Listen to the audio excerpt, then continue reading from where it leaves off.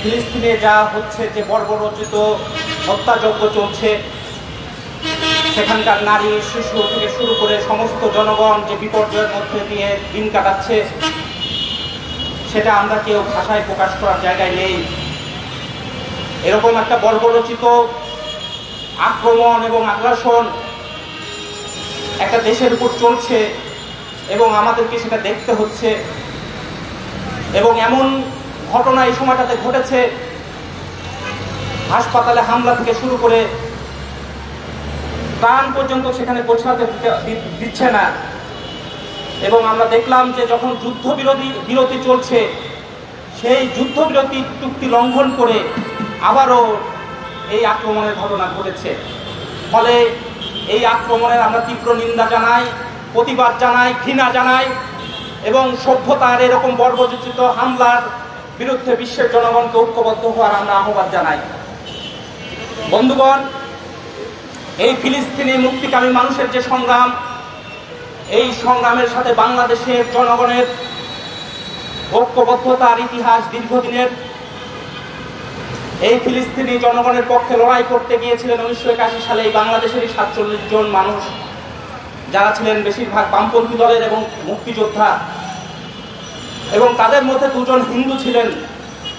ফলে এই বাংলাদেশের জনগণের ইতিহাসে এটা প্রমাণিত যে এই লড়াইকে বাংলাদেশের জনগণ শুধুমাত্র মুসলিমের লড়াই হিসেবে দেখে নাই।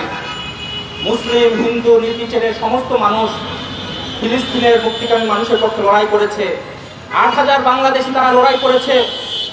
476 জন এই ইসরায়েলের কারাগারে নির্যাতিত হয়েছে। ফলে সেই বাংলাদেশের মানুষের যে লড়াই, দীর্ঘ ইতিহাস, আমরা তার অংশীদার। ফলে এই মুক্তিকামী মানুষের যে সংগ্রাম, সেই সংগ্রামের সাথে আমাদের দেশের পক্ষ থেকে, বাংলাদেশের জনগণের পক্ষ থেকে আমরা গভীর একাত্মতা প্রকাশ করি। এবং একটা গণ-অভ্যুত্থান পরবর্তী বাংলাদেশে এই সরকারের কাছে আমরা সেই জোরালো দাবি জানাই, আহ্বান জানাই যে ইসরায়েলের যে বর্বরোচিত হামলা, এই ইসরায়েলের জায়নবাদের বিরুদ্ধে এবং তার মদতপুষ্ট মার্কিন সাম্রাজ্যবাদের বিরুদ্ধে বাংলাদেশের স্পষ্ট অবস্থান ঘোষণা করতে হবে। ইসরায়েল একটা যুদ্ধাপরাধ করছে, সেই যুদ্ধাপরাধের দায়ে তাদেরকে অভিযুক্ত করার কথা আমাদের বলতে হবে। মার্কিন সাম্রাজ্যবাদের বিরুদ্ধে আমাদের অবস্থান স্পষ্ট করতে হবে এবং এই যুদ্ধের বন্ধের দাবি আমাদের জোরালো করতে হবে। এই গণ-অভ্যুত্থান পরবর্তীকালে এই বাংলাদেশের জনগণের এবং যে অন্তর্বর্তীকালীন সরকার, সেই সরকারের দায়িত্ব এই জোরালো অবস্থান গ্রহণ করা। বন্ধুগণ, তার পাশাপাশি আমরা আরেকটা কথা বলতে চাই যে যুদ্ধ 75 বছর ধরে যে যুদ্ধ চলছে এবং গত 1.5 বছর ধরে আপনারা শুনলেন যে 62,000 জনগণকে সেখানে হত্যা করা হয়েছে এবং এক একটা দেশের জনগণ নিশ্চিহ্ন করার যে ভয়াবহ আক্রমণ আগ্রাসন চলছে, সেই যুদ্ধ শুধুমাত্র সেটা কোনো ধর্মযুদ্ধ নয় বা মুসলমানের উপর আক্রমণ হচ্ছে এটাও নয়। এটাকে যদি আমরা বুঝতে চাই এবং সত্যিকার অর্থে যদি আমরা এই যুদ্ধের বিরুদ্ধে জনগণ দাঁড়াক, এই যুদ্ধ বন্ধ হোক, এটা যদি আমরা সত্যিকার অর্থে চাই, তাহলে এই যুদ্ধ এবং সাম্রাজ্যবাদকে চেনা এবং তার বিরুদ্ধে দাঁড়ানোর জন্য জনগণকে আহ্বান করার প্রশ্নটা খুবই জরুরি। মার্কিন সাম্রাজ্যবাদ তাদের মদতপুষ্ট হয়ে ইসরায়েল আক্রমণ করছে, যেটা মিশু আপাও বলেছে। ফলে মার্কিন সাম্রাজ্যবাদকে বাদ দিয়ে শুধুমাত্র ইসরায়েল আক্রমণ করছে, এ কথা বলার মধ্য দিয়ে আজকের এই যে সংকট, সেই সংকটকে গভীরভাবে বোঝা যাবে না।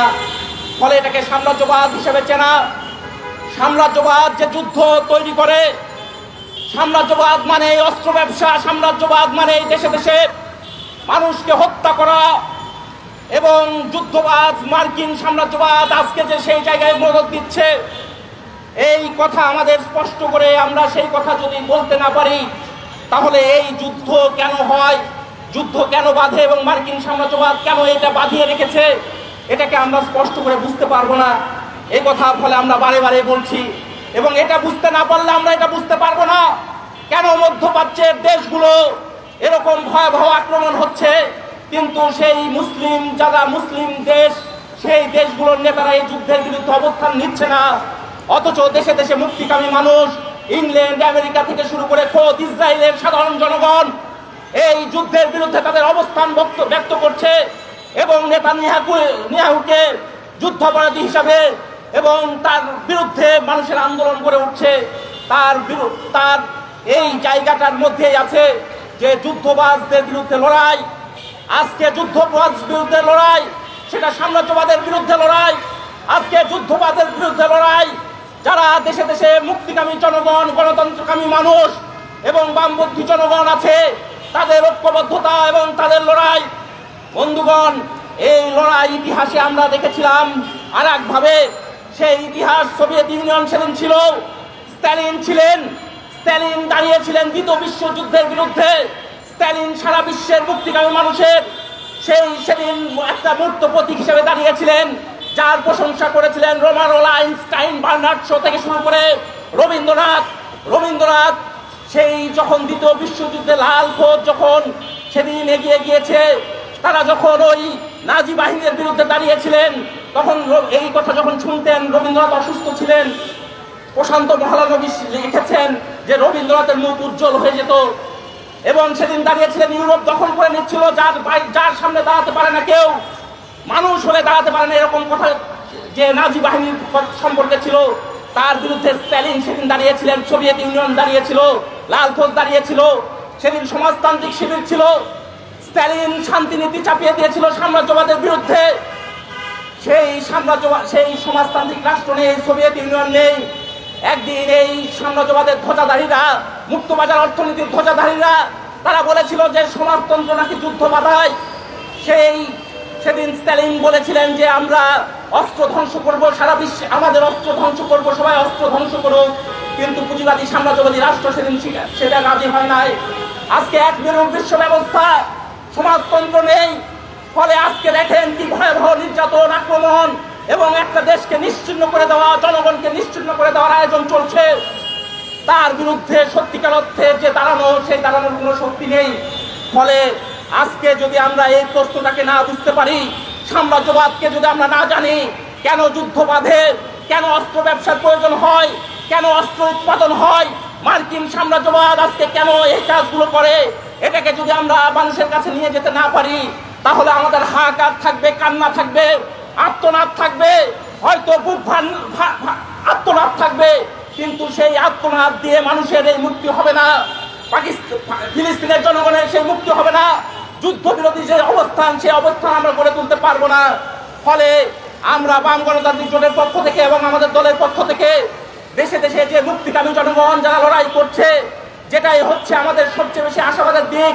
যুদ্ধবিরোধী যারা এই জনগণের মুক্তির লড়াইয়ের পক্ষে আছে, সেই লড়াইয়ের শক্তিকে এই সাম্রাজ্যবাদের বিরুদ্ধে এবং যুদ্ধবাদদের বিরুদ্ধে সেই অবস্থান গড়ে তোলার আহ্বান জানিয়ে এবং আমাদের দেশের সরকারকে জোরালোভাবে এই যুদ্ধের বিরুদ্ধে অবস্থান নেওয়ার আহ্বান জানিয়ে আমাদের দল বাসক বাসবাদীর পক্ষ থেকে সবাইকে ধন্যবাদ জানিয়ে আমার কথা শেষ করছি।